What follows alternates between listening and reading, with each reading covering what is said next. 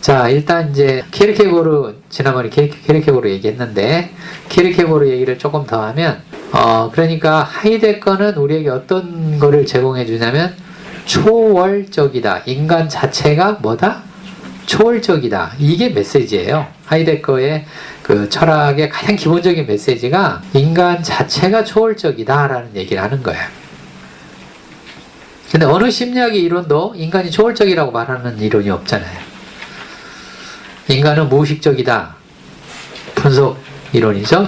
정신분석이라든가 무슨 유흥의 분석 심리학이라든가 그 다음에 대상관계 이론가들이라든가 그 다음에 애들러라든가 이런 사람들이 전부 다 분석 전통의 이론가들이기 때문에 인간에 대해서 뭐라고 얘기하냐면 인간은 무의식적이다 이렇게 얘기합니다.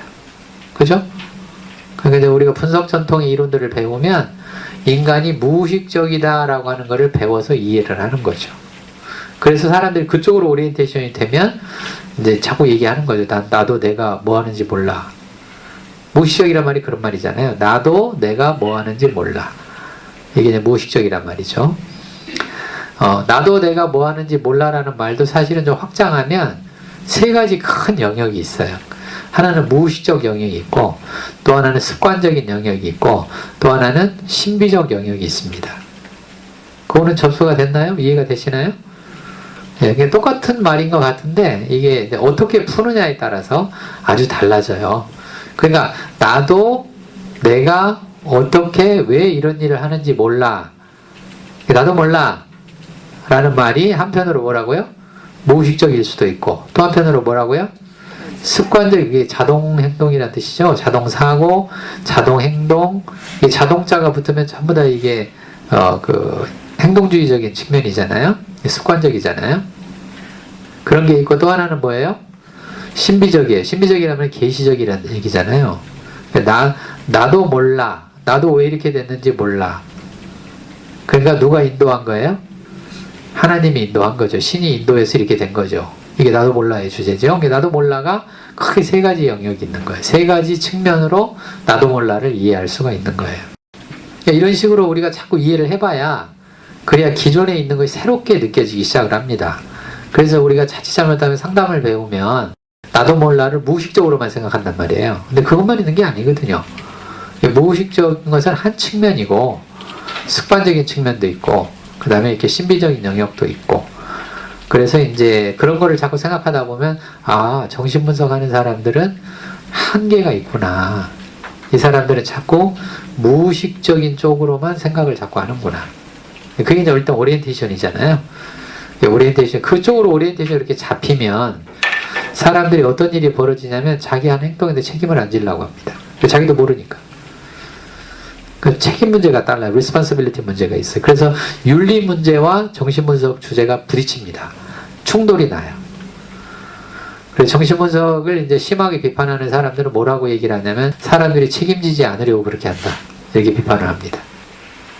그냥 비판적인 측면이긴 한데, 자, 일단 그렇게 하나 이해하듯이 하이데거는 인간이 뭐라고요? 인간이 어떤 존재라고요? 초월적 존재. 즉 인간이라는 존재자는 초월적으로 존재한다는 뜻이에요. 존재자들이 어떤 방식이 있냐면 존재하는 방식이 있습니다. 인간이라는 존재자는 어떤 방식으로 존재한다? 초월적으로 존재를 해요.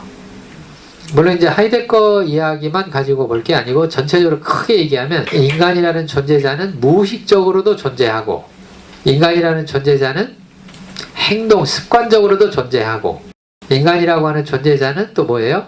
신비적으로도 존재합니다. 그러나 또 인간이라고 하는 존재자는 어떻게도 존재한다? 초월적으로도 존재한다. 그렇죠? 그래서 하이데거가 중요한 거예요.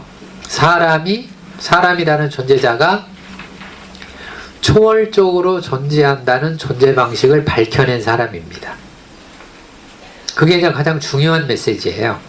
하이데거의 중요한 메시지는 그거고, 키르케고르의 메시지는 뭐냐면 초월적으로 존재하는데 인간이 초월적으로 존재하기만 하는 게 아니라 초월하기 위해서 초월적으로 존재하는 단계들이 있다고 얘기하는 거예요. 그게 이제 키르케고르가 우리에게 주는 중요한 메시지입니다. 초월적으로 존재하고 하이데거 케르케고르에 오면은 뭐라고 얘기하냐면 초월적 존재 방식의 세 단계가 있다라고 얘기를 해요. 하이데거는 그런 얘기를 안 하잖아요. 근데 키에르케고르는 그 얘기를 합니다. 그래서 세 단계가 있는데 그 중에 인간이 누구인가, 인간이 무엇인가를 정의하는 방식, 존재하는 방식을 보면 이것이 나와의 관련 속에서 정의가 되고 나와 다른 사람들하고의 관련해서 정의가 된다. 두 가지 측면이라고 얘기해드렸죠? 그렇게. 그래서 나와 사이의 관계에서 정의하는 거는, 존재하는 거는 뭐냐면 주체로서의 나와 객체로서의 나가 있다. I에서 subject이 있고 I에서 object이 있다. 주체로서의 나가 있고 객체로서의 나가 있다. 주체로서의 나는 객체인 나를 객관적으로 바라보면서 생각하고 이해하고 하는 그런 나입니다. 객체로서의 나는 연구 대상이고 관찰 대상이고 그 다음에 주로 행동적 측면의 대상인 나다. 그래서 대상으로서의 나 중에 가장 아래 단계가 뭐냐면 플레저 프린시플이라고 얘기했죠. 심미적 단계라고 얘기했잖아요. 심미적 단계. 그러니까 대상으로서의 나를 중심으로 살아가는 사람들. 그 얘기는 뭐냐면 신체적 오감의 만족에 의해서 살아가는 사람들 이런 뜻이에요. 이런 사람들이 전부 다 무슨 단계의 사람들이다? 심미적 단계의 사람들이다. 심미적 단계의 사람들. 그래서 이런 사람들의 가장 중요한 목적은 뭐냐면 만족입니다. 만족인데 어떤 만족이냐? 주로 신체적 오감에 의한 만족이에요. 오늘 아침에 한 끼도 잘 먹었다. 너무 오늘은 행복하다. 너무 즐겁고 좋다. 이런 날만 영원히 있어라. 이렇게 살면 나는 어떤 단계를 사는 사람이에요? 심미적 단계를 사는 사람들이에요. 이런 사람들은 어떤 문제에 반드시 부딪히게 된다? 그렇죠. 결핍의 문제에 부딪히게 된다. 자, 결핍의 문제에 부딪히게 되는데 이것이 구체적으로 어떻게 나타나냐면 여러분들이 맛있는 거를 자꾸 먹고 다니잖아요. 나중에 점점 기분이 나빠집니다. 언제 기분이 나빠질까요? 그렇죠. 맛없는 거 먹을 때. 기분이 나빠지다 못해서 어떤 일이 벌어지냐면 화납니다. 제 주변에 그런 사람을 봤어요. 이 사람은 맛없는 거를, 맛 있는 거를 먹기 위해서 자꾸 찾아다니는 사람들이에요. 맛있는 걸 먹으려고 찾아다니는. 그래서 외국까지 다 찾아다니는 사람입니다. 이 사람은 이제 맛없는 음식을 먹잖아요. 그럼 승질이 나요. 화가 나가지고 막 뭐라고 합니다. 그 뭐라고 하는데 음식은 주인한테만 뭐라고 하는 게 아니에요. 자기 주변에 있는 사람들한테 막 뭐라고 해요. 승질 나가지고. 그게 뭐냐면 결핍이거든요. 왜냐면 플레저 프린시플은 반드시 우리에게 뭐를 주게 돼 있냐면 결핍을 주게 돼 있습니다. 그잖아요. 배가 부르다, 그 다음에 뭐예요? 배가 고프다잖아요. 고프다가 결핍이잖아요. 목이 마르다, 이것도 결핍이잖아요. 다 결핍 주제로 생기는 거예요.